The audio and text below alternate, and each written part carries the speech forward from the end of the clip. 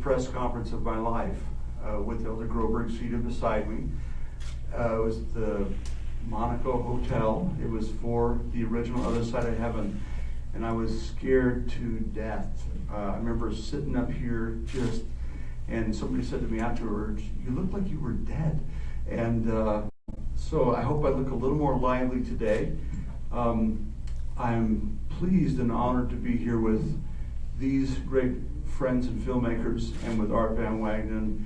We do go way, way, way back. He and his father and I. I love what he said about LDS film and thinking big and us telling our own stories.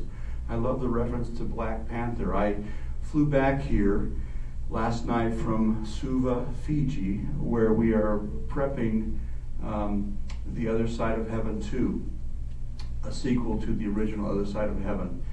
And I confess, the other night, my wife and I took a couple hours off and we went to see Black Panther in downtown Suva, Fiji.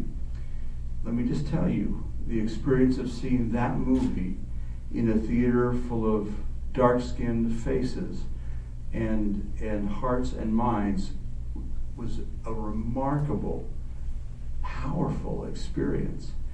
To just sit there and feel the audience feel, this is our movie. This is our story. I think there were 3 white faces in the crowd, my wife and I, and our New Zealand line producer, Liz DiFiore. And there were several times when we just stopped and just looked around the theater like, this is something. This is something. And I do feel that way about LDS stories. How big is our story? What budget level is appropriate to the Mormon story? Well, I think it's pretty big. And I think we should think big and not be afraid to swing hard for the fences. That doesn't mean that every movie has to be big. That doesn't mean that every movie has to cost tens of millions of dollars. We are spending several $1 million to make this movie at a certain level, at a studio level.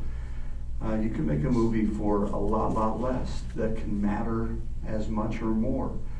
But the realities of the movie business are, and the realities of film distribution are, that for a movie to transcend a certain market segment and cross over, those are big words for me, one big word, crossover.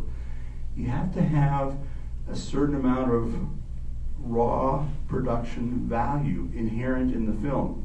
You gotta look like a big movie, you gotta sound like a big movie, you gotta have a couple big actors' names in your movie. Otherwise you get stuck inside a market box. And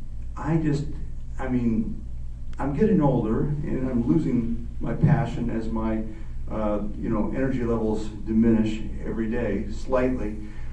But my passion on this topic is not diminished.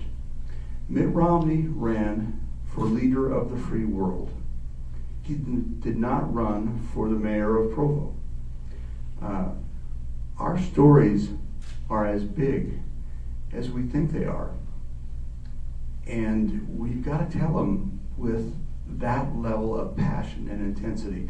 And I can't think of a story that I'm more passionate about than the story of Elder Groberg's mission to the Tongan people, his missions.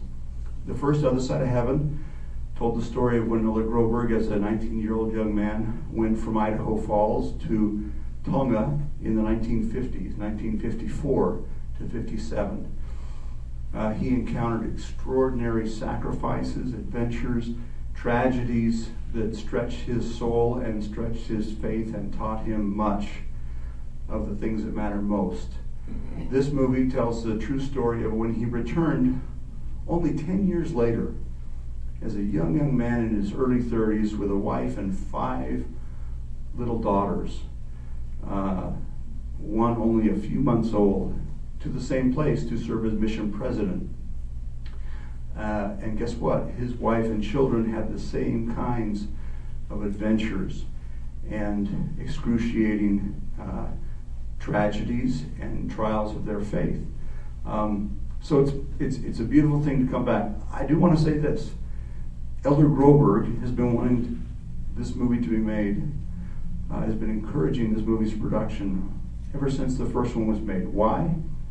Well, because President Monson was encouraging him to make this second movie.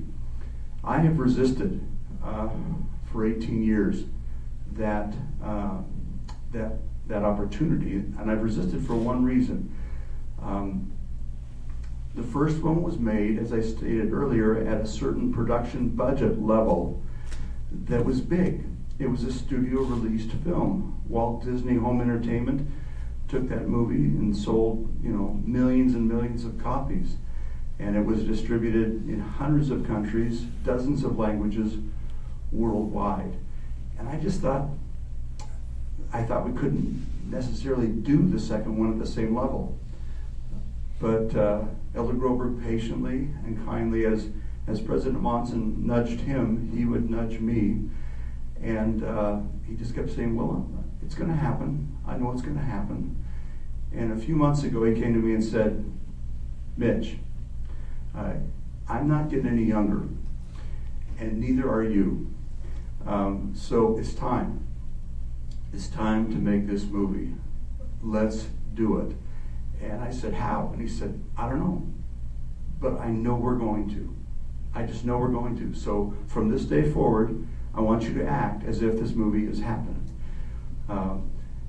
And you have to know Elder Groberg to know that when he has a certain kind of faith, things do happen. And that's why we're here making this movie. We have been able to put together a multi-million-dollar budget, and the government of Fiji offers a 47% tax rebate on movies that are made there. So our multi-million-dollar budget gets multiplied by 2, and the Fiji dollar is about 2 to 1 to the US dollar. So our multi-million-dollar budget gets multiplied by 4, and we get to make a big movie. A Hollywood Studios production value level movie, which is commensurate with Elder Groberg's amazing story. So, thank you for coming. Thanks for caring about LDS cinema. It's interesting, 18 years ago when I was first here, the guy sitting over there where Art is was a guy named Jeff Simpson. He was running a little renegade company called Excel Entertainment, which was a thorn in Deseret Books' side because they competed for the same stuff. They competed to distribute the same products. And now Jeff Simpson is the head of Deseret Book, which owns Excel Entertainment, which is distributing this movie. So I think it's important to point out the role of Deseret Books / Excel Entertainment, Jeff Simpson, and Sherry Dew and Laurel Christensen, their visionary leadership in this arena as well. I'll turn the time over now to Elder Groberg.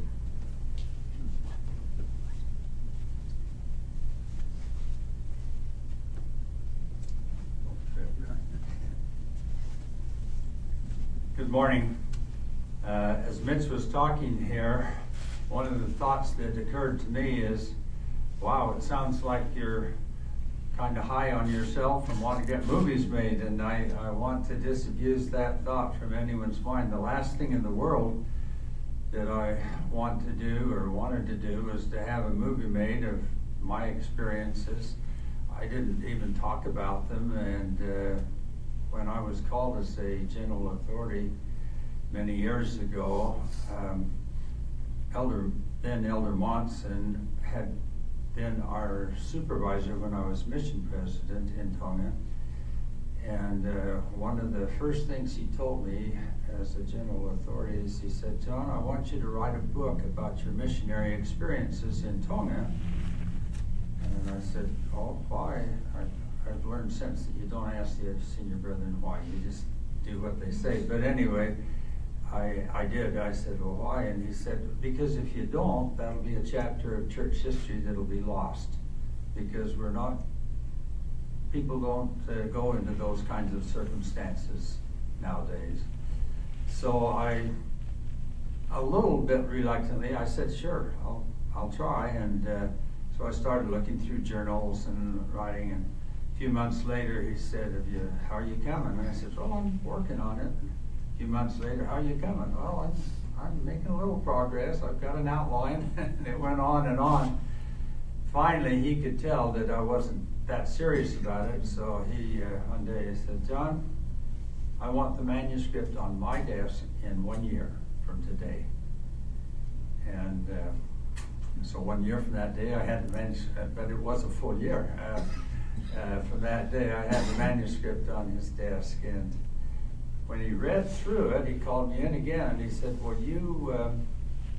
you've written about when you were a young missionary, but you don't say anything here about when you were serving as mission president. I said, well, you said to write about my missionary experiences. I'll never forget. His eyes can just go right through you. And he said, so you don't consider being a mission president a mission? And I said, oh, yes, of course. He said, well, then you got to write a second book about your experiences as a mission president, which by then I had learned that you don't do anything except just do it. And as he read through that, he said, okay, fine, thank you. Well, I don't want to do much more than just explain that it certainly wasn't my idea, and the movie wasn't my idea.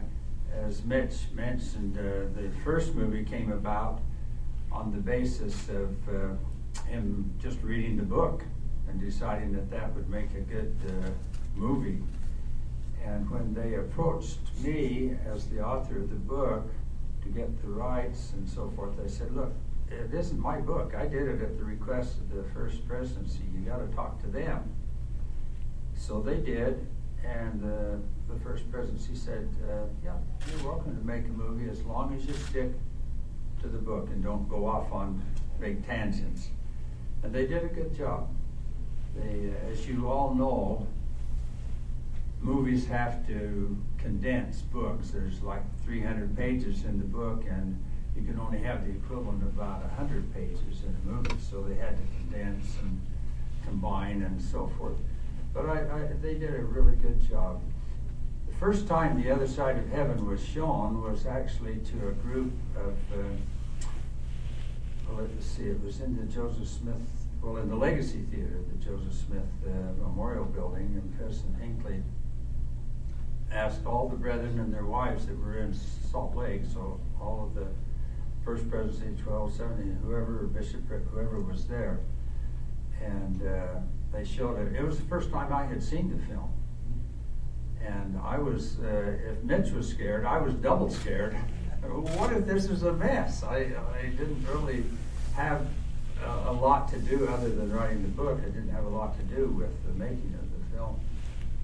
And as it went on, I remember of seeing President Hinckley laughing here and there, and President Monson would lean over and say, I like that part, and then President Faust would, every once in a while, would tap me on the shoulder and say, that's good, I like that. But anyway, so I felt a little more relieved as we went through, and as it finished, there was that awkward silence. It's done now, what do you do?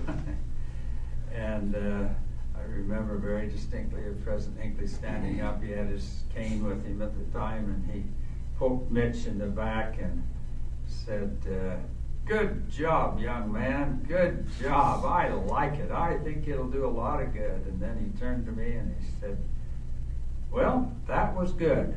And again, he said, I just have a feeling that's going to do a lot of good.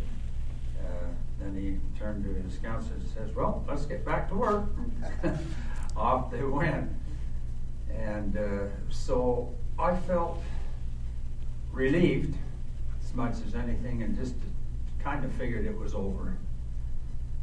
But it wasn't, in the sense that it wasn't very long after that till President Monson said, now look, I had you write a second book because you left out about your experiences as mission president.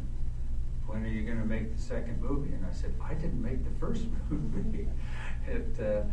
And he didn't put like a lot of pressure, but he just said, I think it ought to be done.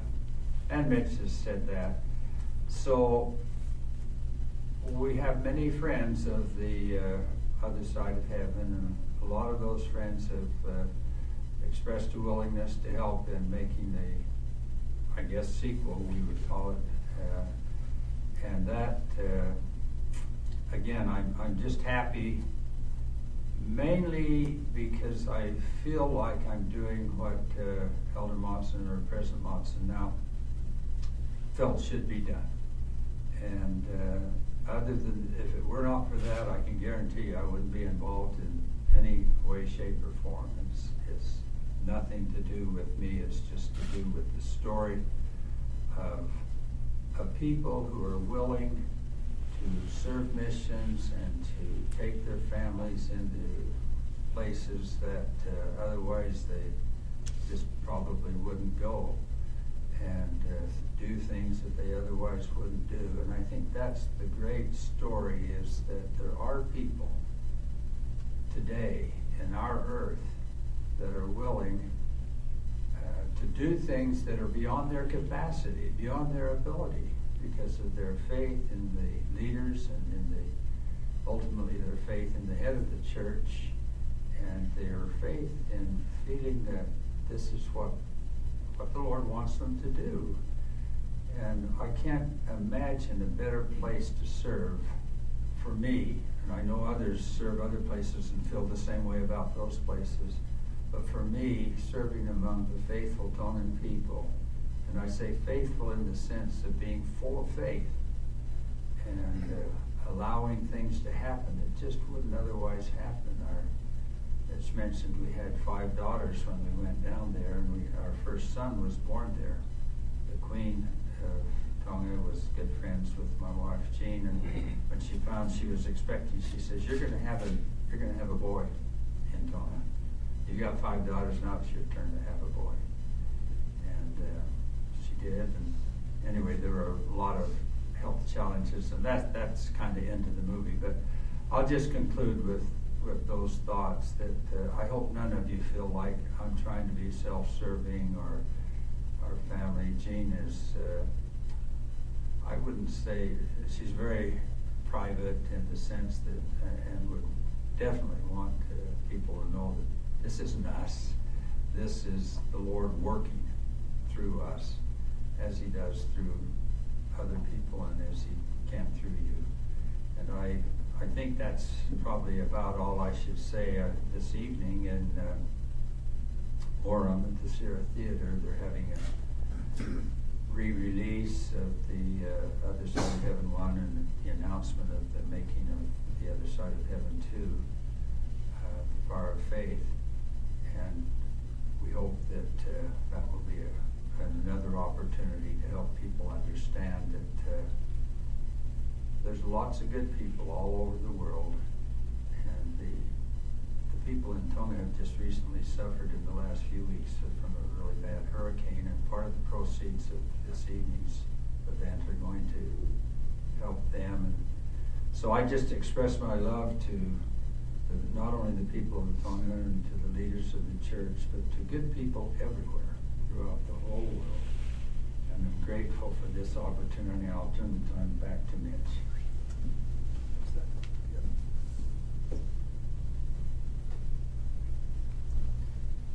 Thank you, Elder Groberg. I want to reiterate what he said about their family's privacy and personality.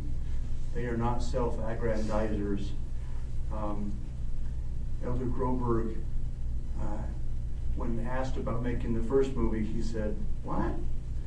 He said, "I want to meet this guy. I want to see what he..." And we met a few times, and then after he gained a certain level of trust in me, he said, "Okay, now I want you to meet my wife." And I will say that it's pretty intimidating to meet with a general authority. It was more intimidating to meet with Jean in their kitchen because she is very protective of their family's legacy and of her husband's legacy. And she worried and still worries that somehow they would be perceived as tooting their own horns. There's no general authority I know of who is more humble than Elder John H. Groberg. And what he said is true. Without the persistent encouragement of Elder then President Monson, the books would never have been written, and the movies would have never been made. And he said that to me today at the beginning while we were sitting here. He said, you know, none of us would be here. He's reported none of us would be here if it wasn't for President Monson.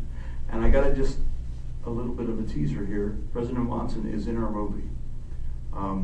Because as Elder Groberg indicated, while he was a young mission president with his wife and children in Tonga, then Elder Monson was assigned to the South Pacific region. So he visited their mission home and visited their mission and was a big part of their lives, and he's going to be a big part of this movie. And we found a New Zealand actor who looks exactly like him, and just can't wait to allow him to recreate the 38-year-old version of Thomas S. Monson, which is just wonderful. It's a wonderful thing. Speaking of wonderful, I get to introduce now T.C. Christensen, filmmaker extraordinaire. I guess we should be competitors. We're not. We're brothers. We both make movies in this space. He is an extraordinary filmmaker. He writes great scripts. He directs great movies, and his eye, his cinematic eye, is unparalleled. He is part of a very large contingent of Utah filmmakers who are flying down to Fiji and Tonga to make this movie. Over half of our crew will be from the state of Utah, which has a lot of great filmmaking talent that we're going to be drawing upon. We're bringing some crew out of New Zealand, some crew out of Fiji, and a lot of our crew out of Utah. So excited to have him here, and can't wait to hear him get up here and say lots of nice things about me. Yeah, it's going to be a minute.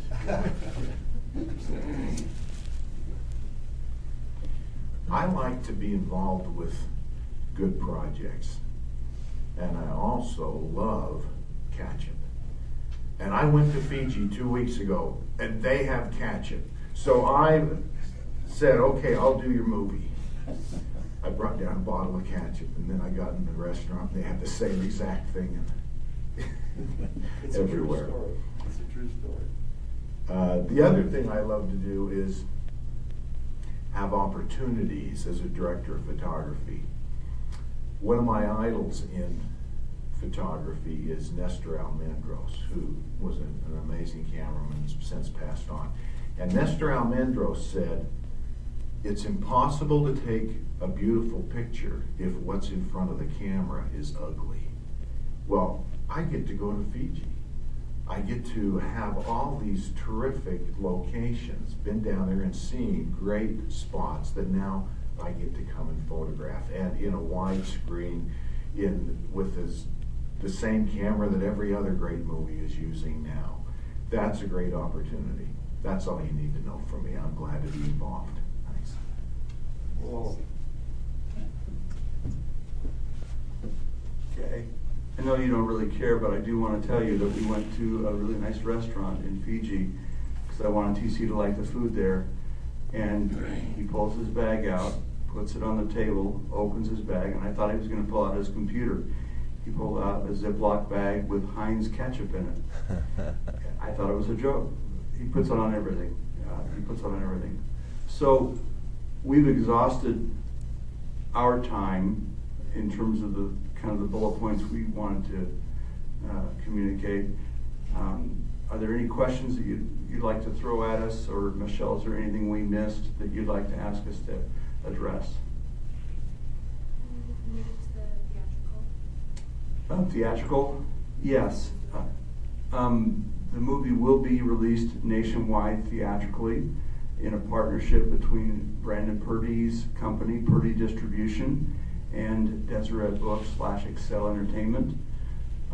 We are also going to re-release a Blu-ray version of the DVD with some bonus features for the original movie. So over the next several months, there's going to be a lot of activity around the re-release of the movie in in a Blu-ray format, as well as the theatrical. We will be nationwide, and that it'll be April of 2019, so a year from now, a full year from now. But we're going to be hopefully making lots of noise between now and then to keep the momentum building. Yes.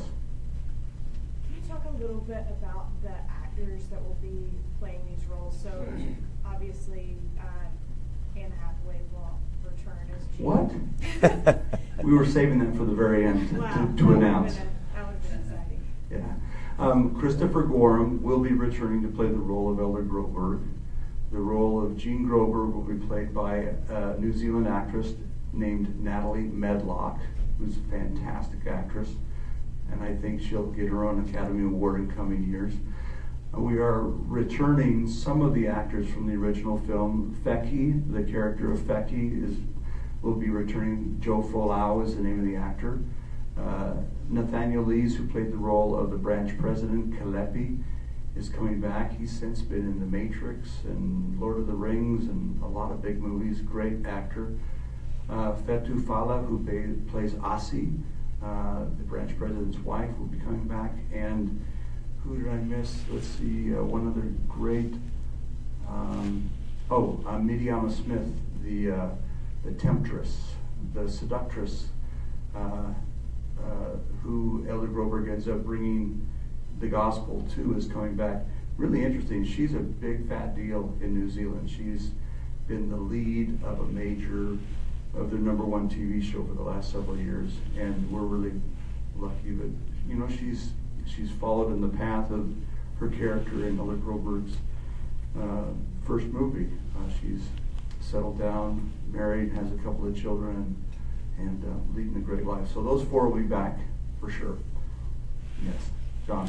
Mitch, interesting to note, we've had between 35 and 55 concurrent viewers on at all times. Mm-hmm. So over 1,000 people have seen this feed already. Mm-hmm. People are saying, where can I watch this? April 2018, you're starting to shoot. Yes. So first of all, if any of them live anywhere in the Utah County / Salt Lake area, they all ought to come tonight, 7 o'clock, to the LDS Film Festival at the Deseret Theater. Elder Groberg will be there. His wife Jean, a bunch of Tongan dancers and singers are going to be there. And we're going to be doing a benefit for Cyclone Ita relief in Tonga, a benefit screening of the original film. This new movie, we're going to begin to feed out snippets of behind-the-scenes stuff and snippets in theaters and online as soon as 2 months from now. But the actual movie will not be in theaters. Right. Also mention, if you can, I think this is a big boon. Entertainment is huge to dispel myth and misperception about the church. Art mentioned stories. We have our internal stories, and sometimes those don't get outside the Mormon echo chamber. This is one that did.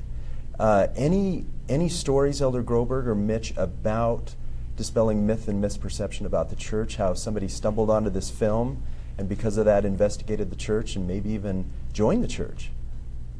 Well, yeah. As I mentioned, Jean Groberg is a fastidious person and a record keeper. And she has kept notebooks of the emails and letters that they have gotten over the years from people who have joined the church, people who have rejoined the church, people who have served missions, who did so because they saw the original film. And that's why Elder Groberg is passionate about this movie. It's not because it's about him.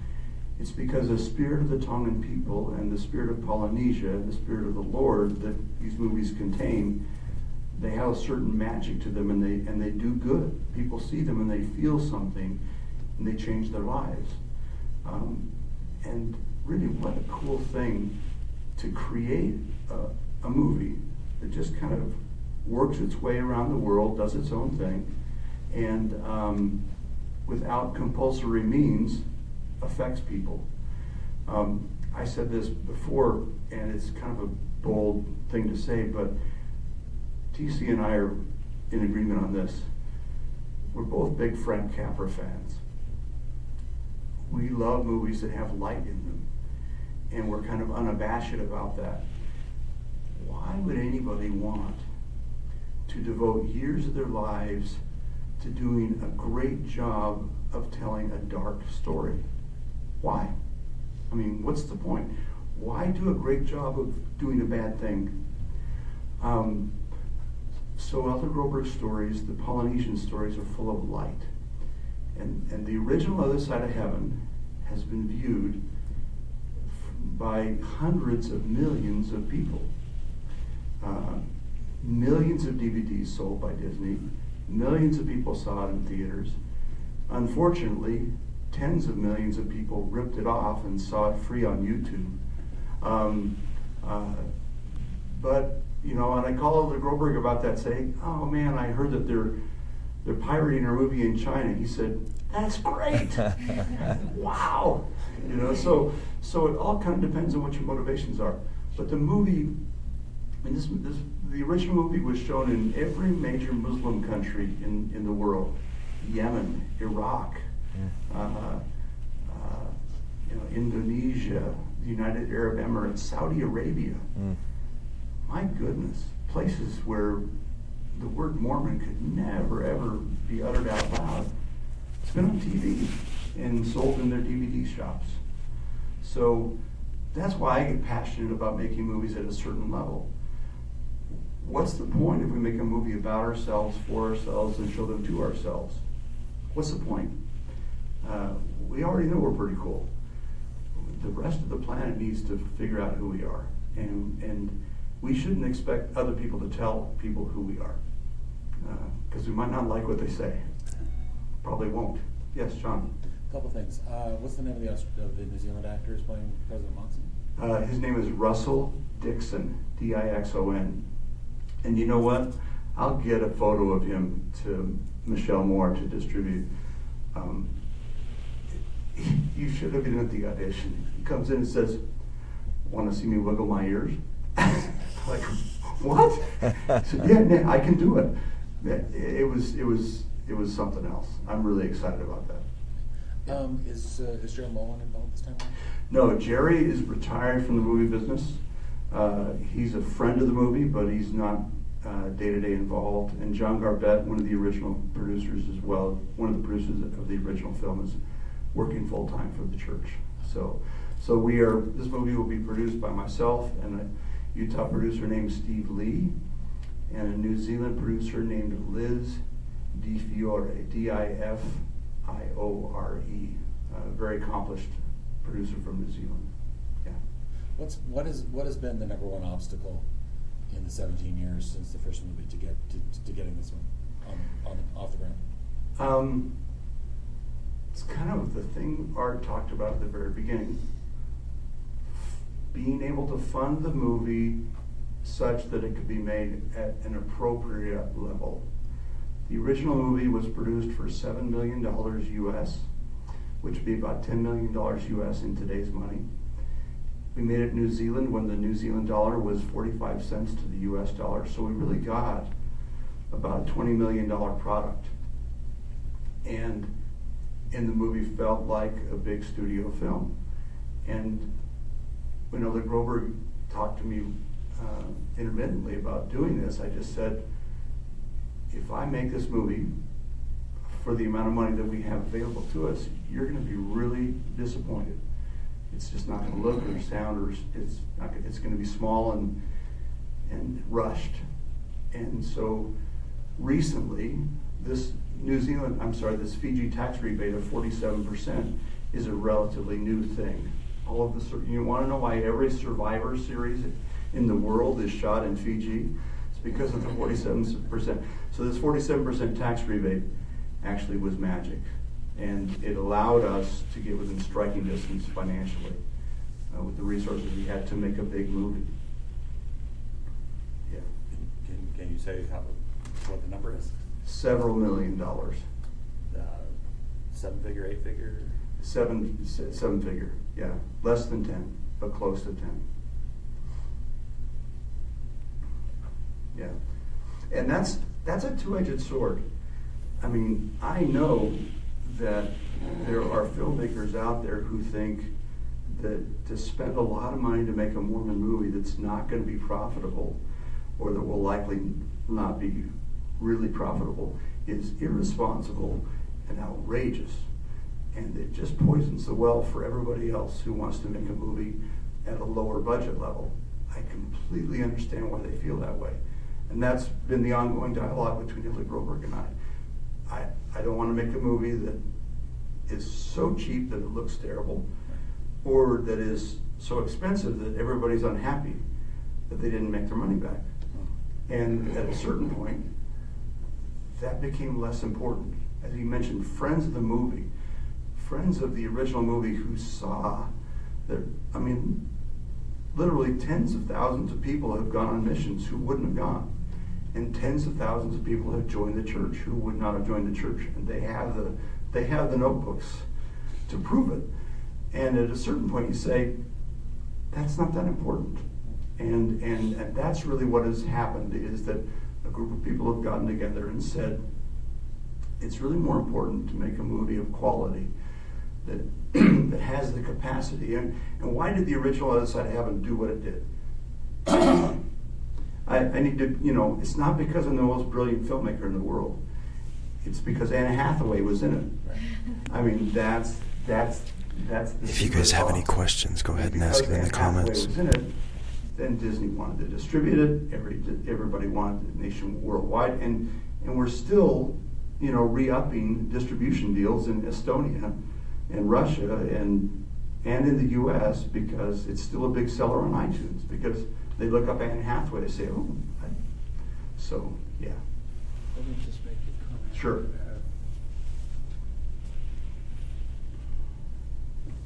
I appreciate the questions. I want to clarify that this is not a proselyting tool of the church. It's a private project, and we're not. Our goal isn't to to do that type of proselyting. Our goal is to explain what actually happened. And as President Monson said, these type of things just don't happen the way they did. See, that's been 50, 60 years ago, and the world has just totally changed since then, and we don't put people in situations like that. I've told Mitch that there's only 3 real objectives of the film. One is to help the world, whether it's Christian or Muslim or Jewish or Hindu or whatever, to understand excuse me, that there is a God in heaven, that He's our Father, and that He hears and answers prayers. That just that very simple, basic truth that is real. It's not a figment of imagination. And here's some literal, actual experiences that show that prayer really is a value. And the second thing I wanted people to understand is that in His love for us, He gives us our agency. And we can choose to be a member or not a member, or a good member, not a good member, we can choose. But that's a gift from God. Choice is a gift from God, just like prayer is a gift from God. He's given us lots of gifts. He's given us the gift of the Savior, and all of these things will come out. He's given us the gift of prophets and so forth.